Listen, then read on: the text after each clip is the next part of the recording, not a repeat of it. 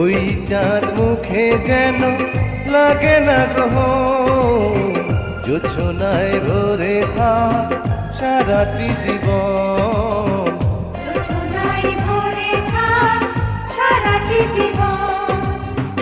ওই চাঁদ মুখে যেন লাগে না গ্রহ, জোছনায় ভরে থাক সারাটি জীবন।